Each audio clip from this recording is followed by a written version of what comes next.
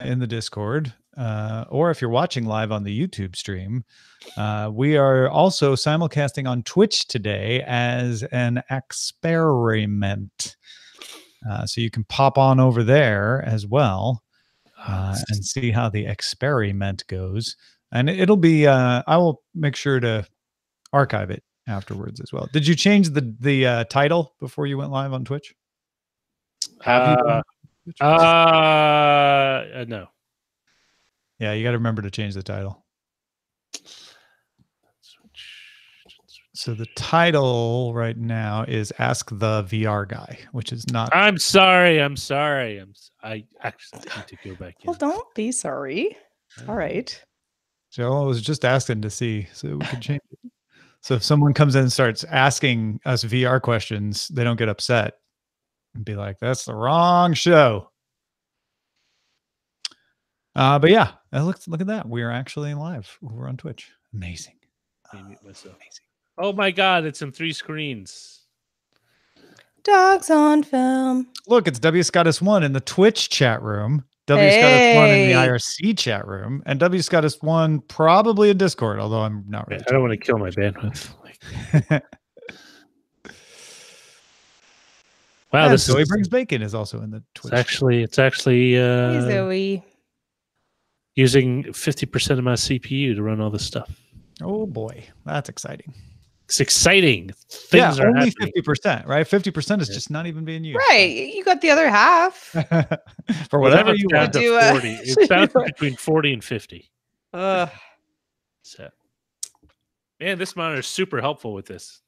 Oh yeah, you got a brand new. What monitor did you get? It's not a brand new because I bought a refurbished monitor. But it's new to you. It's new to me. It's a, what the heck is it called? Hey, Beatmaster 80. So whatnot. You don't know the brand? No, it's a Dell. I want to make sure I get the right. Gosh darn it. It's a 4K monitor, though. It's a 4K monitor. You have a higher resolution monitor than I have right now. I have an old HP that I bought in 2013. Why won't you tell me my monitor name thing? Lame. You could look at the... Yeah, no, it's a P2. It's a P2715Q. So it's about 4 years old in terms of product. But nice and big, nice and bright. It's a 27-inch. Yeah. And brings the neck up. Your face looks so good because you get all that light. Well, that and I have the shades all the way open to get the sun back in. But it's pretty snazzy. And I got it relatively cheap. It was like $220 before taxes and shipping. Normally it would be like $450, $430 if they still sell it. They've stopped selling it retail, but it came back from some company on a lease, and I bought it. Thanks, Dell Refurbished. Beatmaster points out that you can see the little chiclets in the Twitch stream, and yes, we know that is true. You can. Do you not want those? He's and he's talking about you can see your UI elements too. I don't know. Yes, so that's I don't know. Yeah, they fade away after. They fade away. They'll disappear. Okay. Well, what do you guys say we do a show? All right, I'm in. Yeah. What do you want to do it about? Let's wing it. All right. Good. I'm in. Let's do it. Here we go. Roger, are you ready? Yes. In 3, 2. Creative Vast Arts has supported independent tech news directly for 5 years. Be like Ryan. That's his real name. Become a DTNS member at patreon.com/DTNS. This is the Daily Tech News for Monday, April 15th, 2019 in Los Angeles. I'm Tom Merritt. And from Studio Feline, I'm Sarah Lane. And from a sunny SoCal spring, I'm Roger Chang, the show's producer. All righty, folks. We are going to follow up on something we asked you about last week. We got some folks writing in telling us why they do or do not use smart speakers. We're all going to talk about our own accommodations to those and what our feelings are about that. But let's start with a few tech things you should know. As expected, the European Union voted to give final approval to the copyright directive. 19 EU countries approved the directive, with Finland, Italy, Luxembourg, the Netherlands, Poland, and Sweden opposing, and Belgium, Estonia, and Slovenia abstaining. EU countries now have 2 years to pass laws that conform to the directive. iOS 13 is the assumed star of Apple's annual Worldwide Developers Conference coming up June 3rd, probably along with Mac OS. Sources tell 9to5Mac that the update will include dark mode and multiple window functionality for the iPad. iOS 13 might also introduce a new standard 3-finger tap undo gesture for text input on the iPad. And Safari on iOS 13, according to these sources, would automatically ask for a desktop version of websites on the iPad when necessary. Other updates might be font management, smarter mail, and a redesigned reminders app as well. Bots from OpenAI defeated the world champion Dota 2 Team OG in a best-of-3 series. OpenAI limited the hero selection to 17 per squad, used the Captain's Draft game mode, which lets teams ban specific heroes from being selected, and disabled summoning and illusion features for the matches. Each bot had been trained using deep reinforcement learning and operated independently in the match. OpenAI will open the system for the public to play for 3 days, starting on April 18th, right around the corner, and will focus on software to allow AI bots to collaborate alongside humans in real time. All right, let's talk a little bit more about a rumor that Microsoft might be getting into the headphone game. Man, it's all the rage, isn't it? Brad Sams over at Thurrott.com reports that Microsoft is developing a pair of wireless earbuds, codenamed Morrison, according to sources. Potential pricing and a release date are unknown, and Microsoft is reportedly also working on a way to improve interactions between a phone and the earbuds to make reading easier. Think about what that would seem like. The name Surface Buds is being tossed around, according to Sams, but whether that will stick is yet unknown. Now, the Surface headphones were codenamed Joplin, like either Janice and or Scott Joplin, depending on who you ask. But music. Somebody hung out in the 60s. Music-related Joplin. Yeah, right.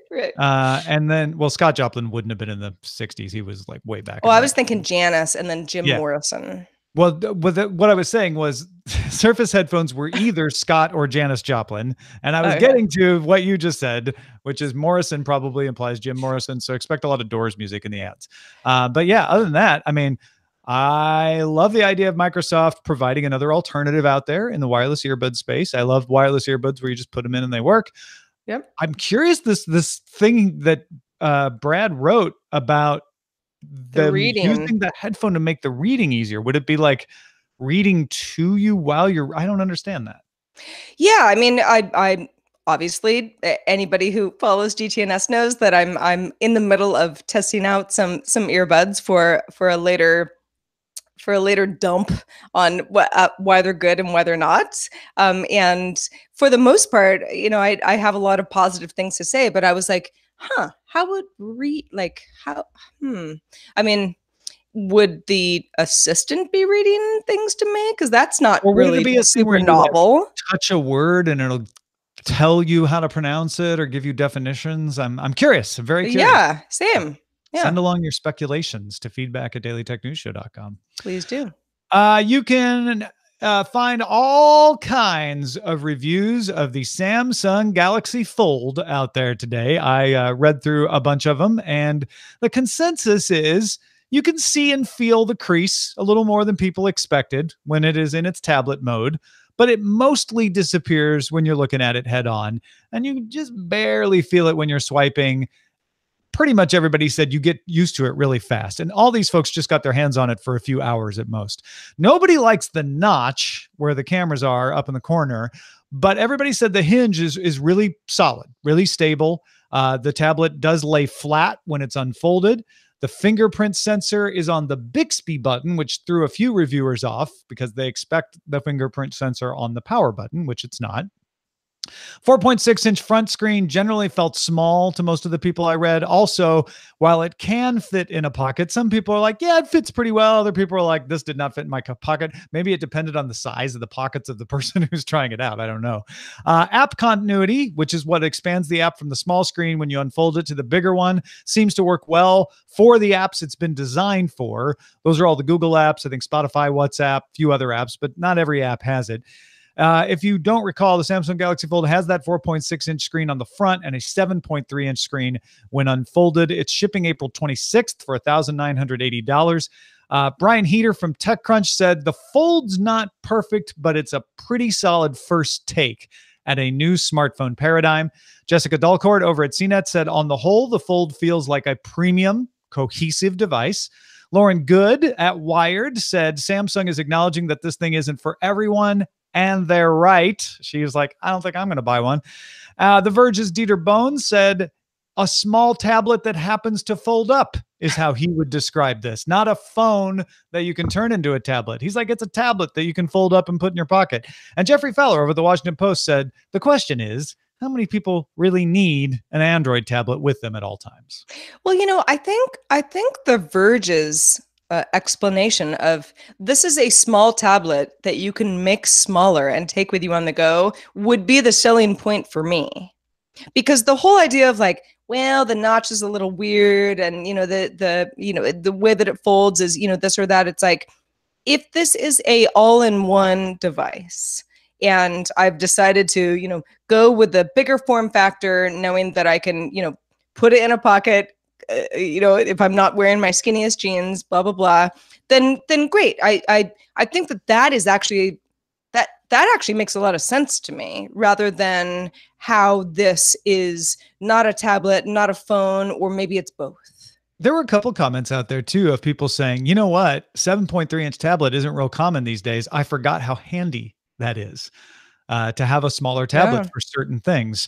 I missed the my Google Nexus, which was 7 inches, because it was a great way to read books that felt like a paperback, even though it was a tablet.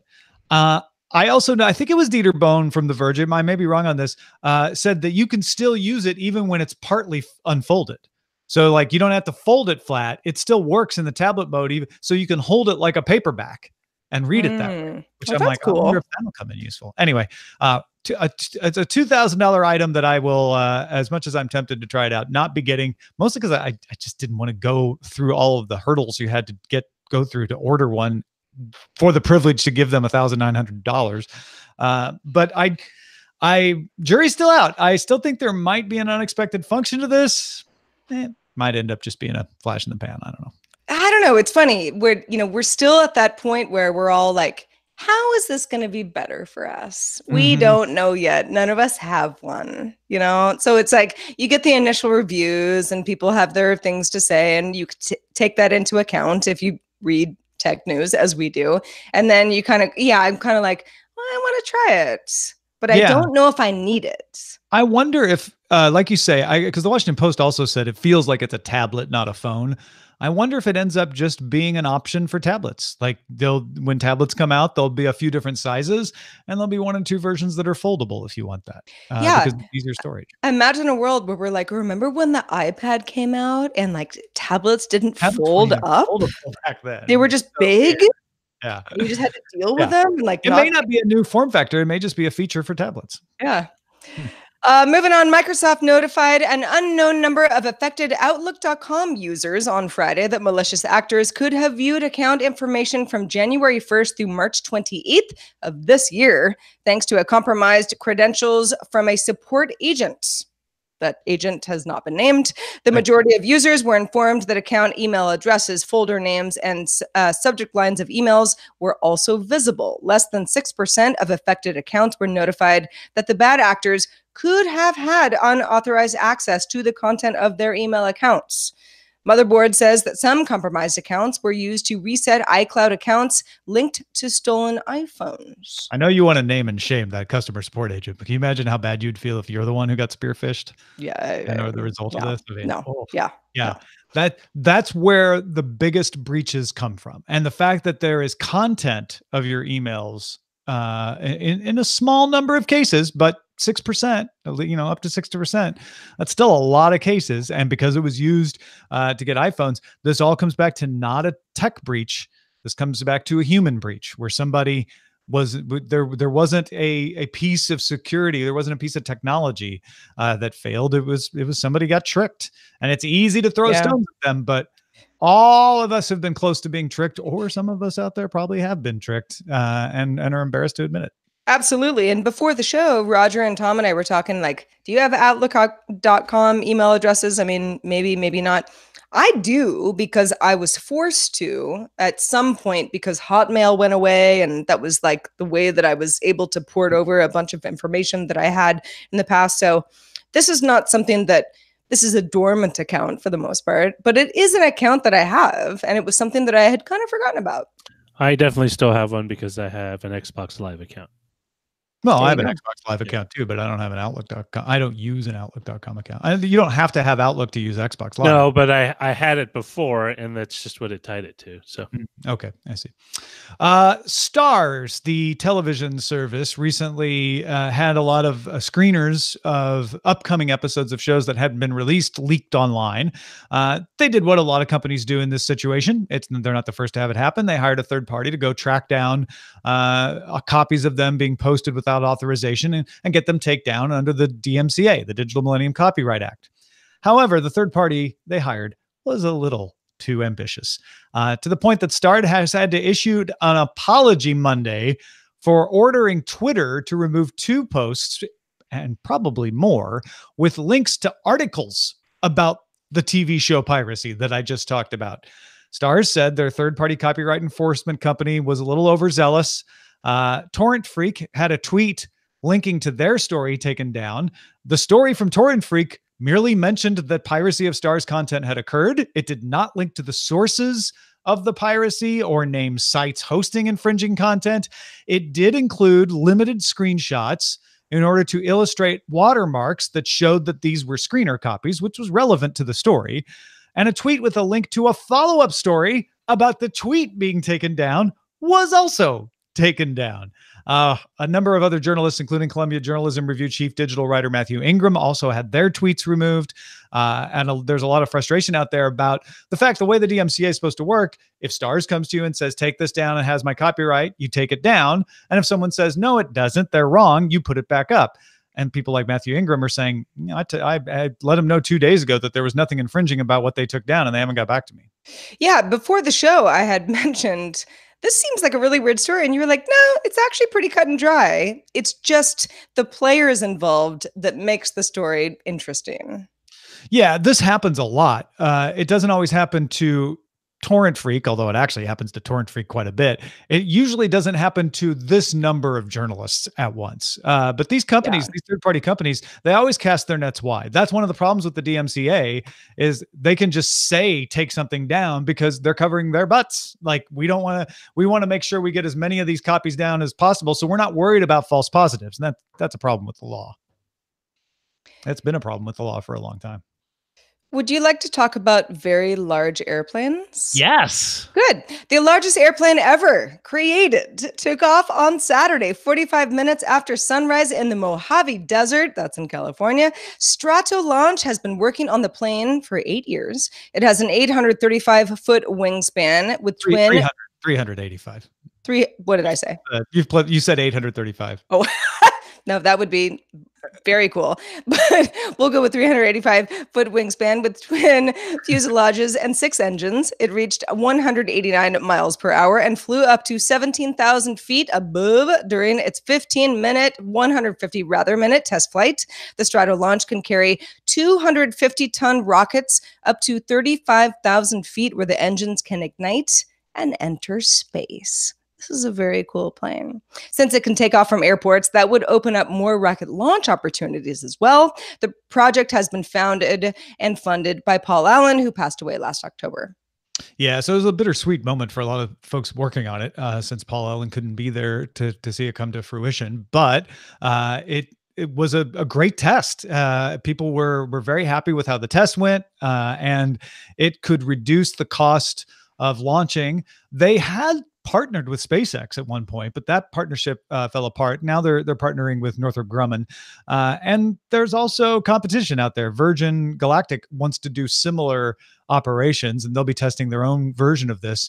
I believe they use Boeing 747 type engines, and the Virgin one will be doing that as well. So Stratolaunch does face a little uncertainty now that Paul Allen's gone, because he was the guarantee of future funding, and they're a little uncertain about that going forward. But man, biggest plane ever, 385-foot wingspan, taken off to help us have easier access to space.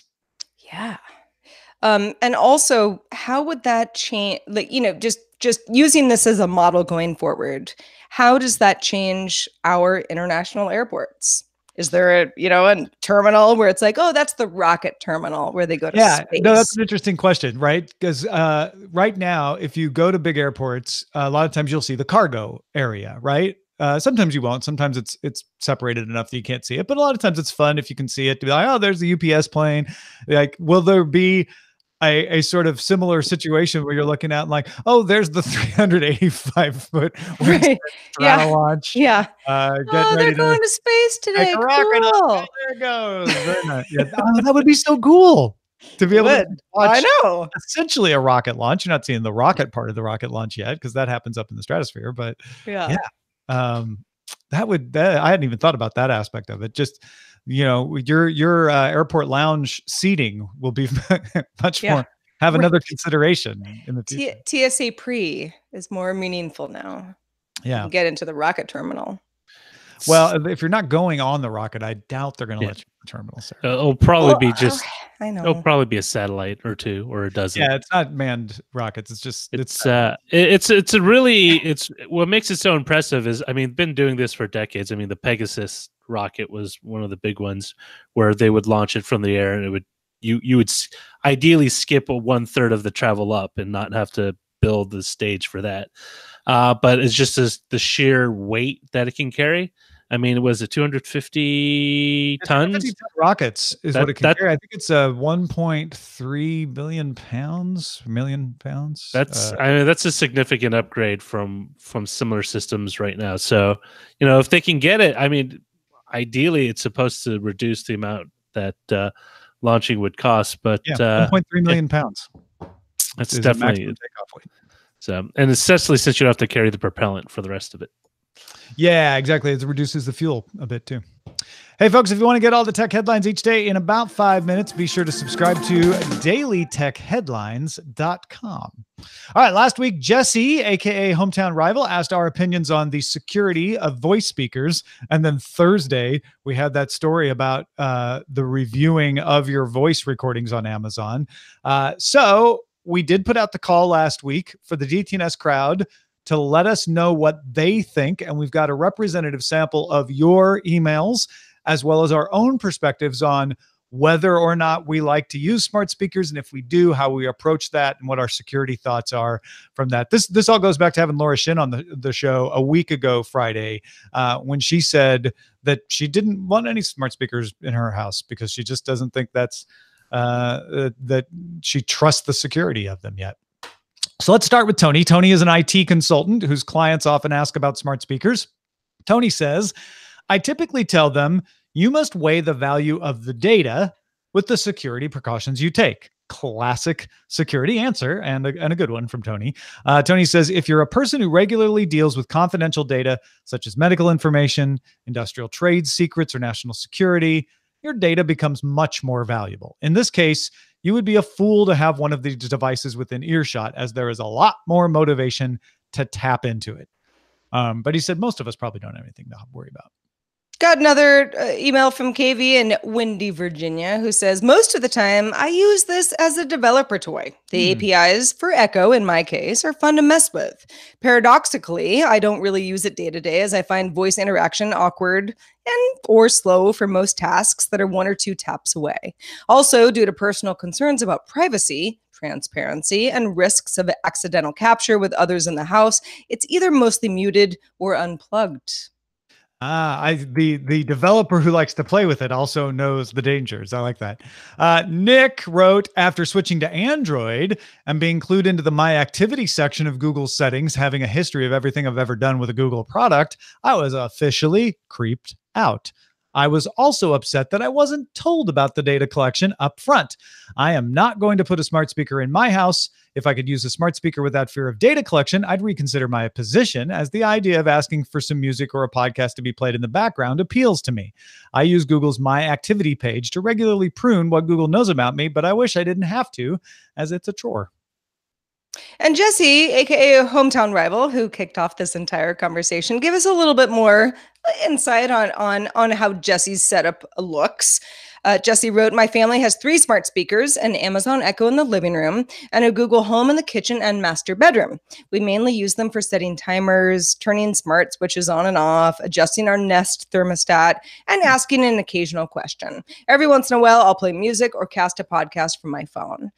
I'll have some privacy concerns with these speakers. My wife has more to help with this. I just installed an app called Jumbo that makes it easy to erase saves recordings. Yeah, so Jumbo promises to go delete your social media data collection. Thing about this is, and Jesse, where does it go with Jumbo though? I know you have to give Jumbo access to your accounts to do this, and I don't know who's behind Jumbo. Jumbo is by 2121 Atelier Incorporated. I don't know anything about them. I haven't spent a lot of time looking into them either. So I'm not going to, judge Jesse for this. I'm sure he feels safe with them, but that is one of the things is, if you're using something to manage your data, then you have to make sure you trust the company that you're using to manage your data for you. Yeah, absolutely. What about you, Sarah? You've got some voice activated stuff. You mentioned your Sonos speakers. I do. Yeah, I have 2 Sonos Ones, which use Amazon's Assistant currently, and they're in 2 different parts of the house, so they don't have like issues with each other. It's depending on where I am. The right speaker will wake when I ask the weather. But, I kind of do the same stuff every day. I play certain news clips. I mean, people who listen to Daily Tech Headlines talk about how smart speakers are actually a really great way to get that. I have my own. I ask the weather first thing I do before I get out of bed every morning. I could look at my phone, but I enjoy hearing her just tell me what the weather's supposed to be like today. But I know that I'm not really using it to its full potential. For the most part, these are just good speakers that I play music on. Do you worry about it eavesdropping on you, keeping recording? I think that I would worry about it the same way that I would worry about it if I were to cover up the camera, the eyesight camera on my laptop, the way some people do and have great reasons. And a lot of other people are like, don't care. I'm one of the don't cares. I feel like the capacity for there to be data collected on me that I don't know about is high, but I also just I don't know. I don't feel super paranoid about the smart speaker stuff. I know that there have been, and we've talked about this on the show with Amazon in particular, like situations where someone's like, I just got 100 hours of someone else's, Echo, what they were talking to their speaker about, this is crazy, and Amazon's like, we're sorry, that was really crazy. That was very much a mistake and an anomaly. So those sorts of things would be embarrassing the way that someone reading my email would be maybe a little bit embarrassing, but I don't know. It's hard for me to get up in arms about this sort of thing because I'm just so used to there being data issues with every single thing that I use always. Roger, what about you? So I only have a Google Shield, but it has Google voice assistant on it. And honestly, I'm kind of 50-50. Like, it makes some chores a little faster, especially when I'm searching for things for the kids to watch. But in other things, it's actually more cumbersome because to use it, you need to have very clear, it needs to be able to understand you, really hard to understand you when you have a 4-year-old girl screaming in your right ear, right? So that's a good point. like Yeah. I'll say something, she'll say something else, and then it'll just basically be a mishmash of the two words. So Yeah. And you get like, sorry, I didn't get that. Yeah, exactly. So in terms of convenience, it's 50-50. I'm also a little reluctant to use more of it, purely out of privacy concerns. But at the same time, I wouldn't really use too much of it anyway. I'm not a big fan of voice acted anything. I don't know. I'm just yeah. I'm very aware that it could be recording what I say. I do regularly look at my settings to see like, okay, turn off the lights, add tortillas to shopping list, play my flash briefing, play today's hits. Like I see what it's doing. I see no weird recordings except around where I asked them something. Like Alexa, skip is something that I said. And then after that, it's text not available because it kept listening. A few things like that. I don't put it in any rooms that I really am sure I don't want it to hear anything. But I don't have a huge problem trying it out. And I try to keep up on what the security issues actually are. And up until now, as long as I'm careful about where I'm talking about sensitive things, I find the convenience of being able to, manage shopping lists and play music to be worth it. So that's it. That's all we got. That's all we got. Yeah. I don't know. I mean, this is a long conversation, and I know we're going to get good feedback after this from people who, have their own feelings about it. And I thought, good point that you make. Like, there are certain rooms where things might be talked about and certain rooms that they might not be. And I was like, even when you said that just now, I was like, yeah, I should maybe think a little bit more about that. That could alleviate potential concerns just on the basis of like where I do work, or it's sensitive work anyway. Yeah. I think it's all about just being aware. Don't forget that you've got a mic in your room. I guess part of the thing is I do podcasts. I've got mics in my room all the time. So having another one that's connected to a speaker where I can see, and I trust the audits that it is showing me everything it's recorded. And sometimes the blue light goes on and I notice it and I'm like, why are you on? So, if you're aware of it, I think it's an acceptable risk to take as long as you're taking it. Well, thanks to everybody who participates in our subreddit. There are a lot of smart speaker stories in our subreddit, and there are a lot of other stories as well. You can submit your own and vote on others at dailytechnewsshow.reddit.com. Also, we're on Facebook. If you hang out on Facebook, join our group if you haven't already. Facebook.com/groups/dailytechnewsshow. All right. We did have a lot of mail already, but we have some mail that isn't about smart speakers, Sarah, right? We did. Yeah. This one comes from somebody who declined to be named, which is fine. But this was about the idea of iTunes possibly being rebranded, iTunes going away, Apple making music and movies and gaming and all of that stuff discrete apps. So said, I'm not sure I fully understand how iTunes can smoothly be discontinued by Apple. I have to agree that it's messy and I could use an overhaul and even possibly separations of functions. But am I missing something? How can we manage music files without an iTunes type app to sync our music to iPods and iPhones? How can we add music files from other sources like files bought on Amazon or that were free downloads from an artist or even just imported from CDs? I love that I can do physical backups of my iPhone to my computer. I prefer to do that with my parents' and grandparents' iPads as well. If anything goes wrong, it's so much easier to restore from iTunes than try to do an iCloud restore. Also, an encrypted iTunes restore includes all of the passwords so we don't have to enter them all again. I think iTunes needs some fixing and retooling, but I certainly won't be celebrating if it's done away with, and there's no way offered for these things, Am I missing something? Yeah, you're missing. I said this when we talked about them adding a TV app and a music app and a podcast app. It's like they just need to add a sync app and then we're good. Then we don't need iTunes anymore. But that is the one thing they need to add is some kind of sync management app. If they added that, then you don't need iTunes, because if they do what we heard they might do, which is take all the other functions and separate them out into apps, just give me a sync app and we're done. We're out of here. But I think emailer's right. That is a function left in iTunes that we haven't heard about them replacing. Yeah, and it's a good reminder because somebody like me is always like, I hate the word iTunes, makes no sense. It's iTunes is all about other things now. Rebrand it, make it different. But it's good to be reminded of how well it works in its capacity, no matter what its nomenclature is. Well, sometimes anyway. I've had some problems with that sync app too. I'd rather have a dedicated app that was meant just for that because it's so bloated. It's so big.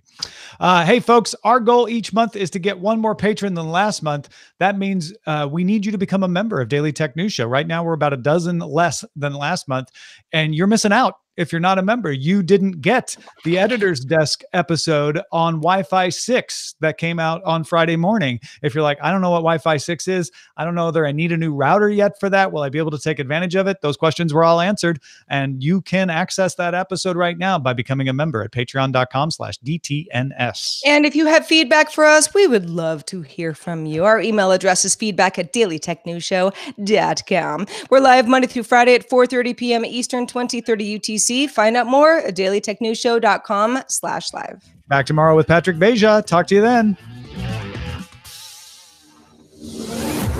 This show is part of the Frog Pants Network. Get more at frogpants.com. Diamond Club hopes you have enjoyed this program.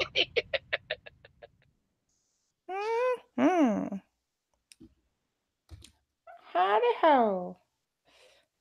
Yeah. CPOTS 50 in the IRC says, one day after discussing something about being in Lexington, Alexa responded with, I don't know about that. I mean, that happens. And even just reading that right now, I turned on the Echo that's in this room. So that happens. But I don't know that it's a lot of steps to that becoming a dangerous breach, especially if it's happening and you're aware. If you're somebody, here's what I think is perfectly reasonable. If you're somebody who's like, I don't want to have to be aware, then yeah, maybe you don't want to have this at all. And I think the HomePod does all of its processing locally. I could be wrong about that, but I thought that's what Apple promised. So then you don't have to worry about it being reviewed anyway. Title. Are your pockets big enough? I like that one. That's pretty good. The rocket terminal, also pretty good. With big wings come big possibilities. I was like, 835 feet wingspan. You're like, that's crazy. I'm just gonna have to. Yeah. Are your pockets big enough? I love that one. That's cute. Because it was funny, like I don't remember who's who, but I'm gonna just say, like, I think Dieter was the one who was like, it's not exactly a phone, but you can sort of put it in your pocket. It's easier to carry around than a tablet anyway. And Lauren Good was like, this is not fitting in my pockets. Like, I do not call this a pocket device. Yeah. Well, and sure. I mean, the pocket thing it's a very personal decision. I never put my phone in my pockets because, first of all, my phone is big and I'm small and it's going to fall out. I know that. But if I were to be wearing, I don't know, more comfy pants with larger pockets, it would be perfectly fine. And maybe I could forego the purse every once in a while. Pockets are political.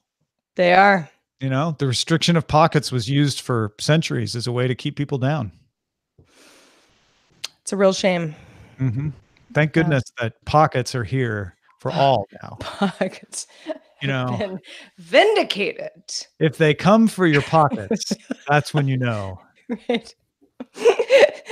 They came for my pockets and I said nothing. All right. So, sorry. What was the follow-on title with big wings? Oh yeah, you're gonna use an alternate. We could do big wings come big possibilities. That's big wings, mighty big wings you have there. Thank you for noticing. It's kind of a non-spoiler Game of Thrones reference as well.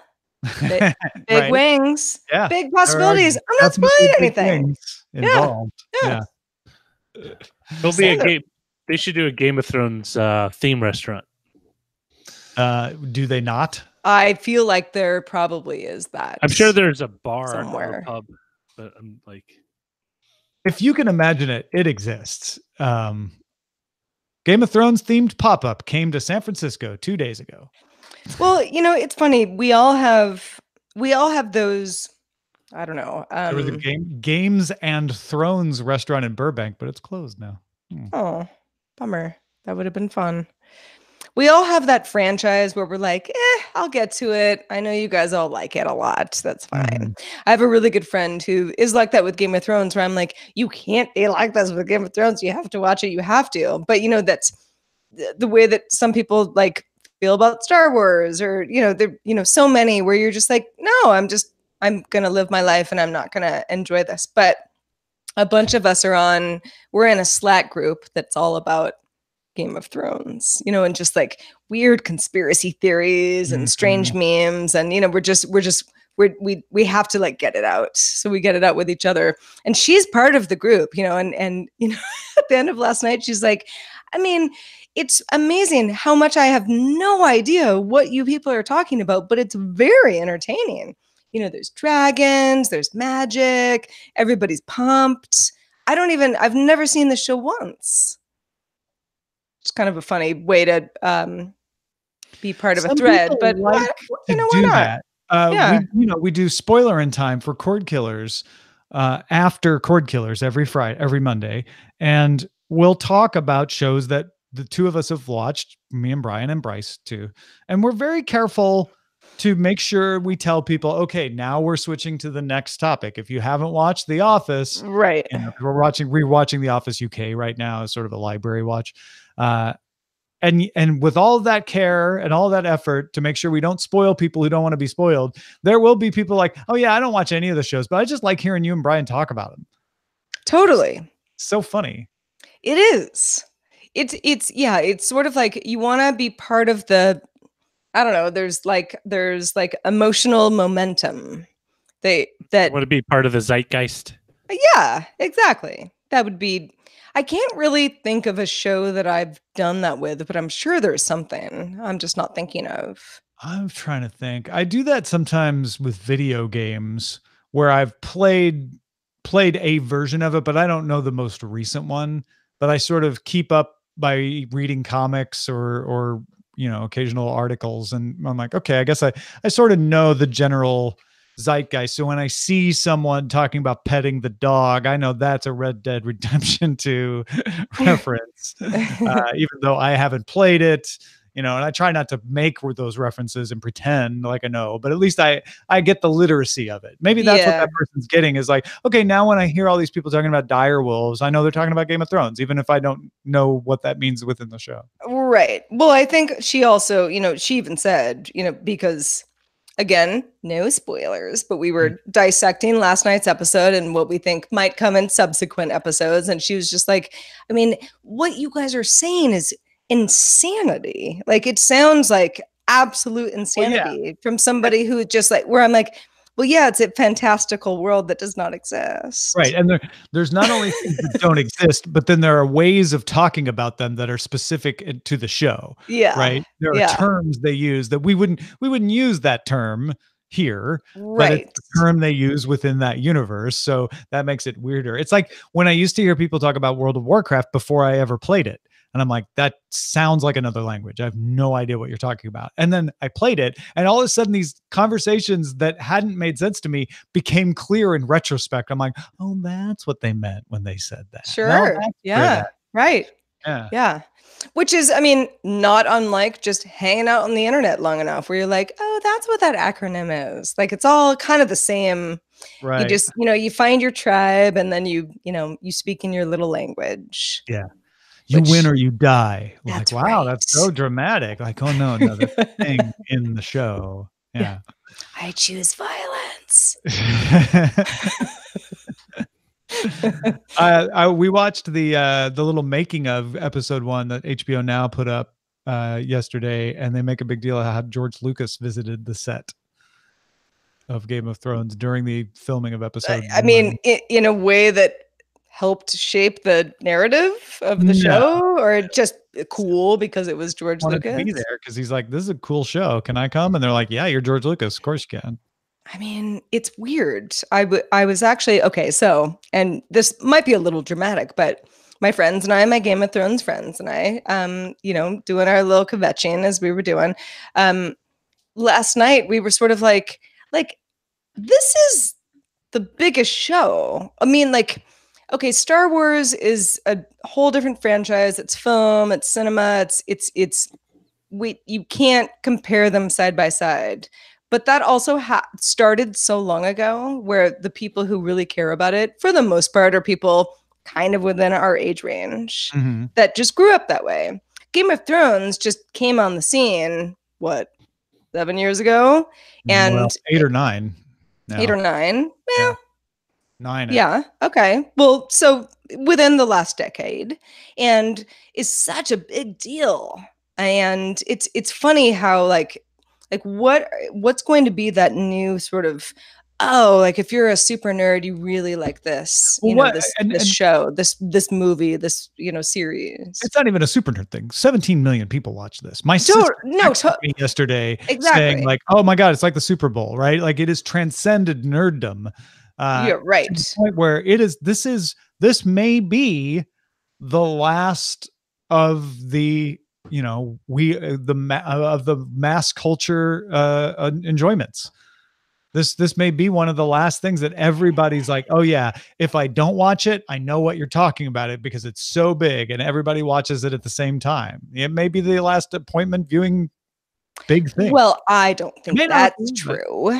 I mean, people who work in Hollywood who like to make money will figure out something that the rest of us will like again. Well, no, I'm not saying they won't think of something we all like, but the way television is delivered now is such that you don't have to watch it at the same time. And I think people are watching Game of Thrones the way they are out of habit, right? Like I started watching this when there was no HBO now. HBO Go, I don't even know, was around for season 1. So it's always been Sunday night. I watch Game of Thrones as soon as it's on so I can talk about it. Other series, even Stranger Things, on Netflix, people are like, yeah, I watched it. Oh, I'll get around to it. Oh, I finally watched it, right? They don't all watch it at once. Right. It's a change in the way we view the way we read books. Definitely hear all that. Buy it and read it the same night and then talk about it the next day. Right. Yeah.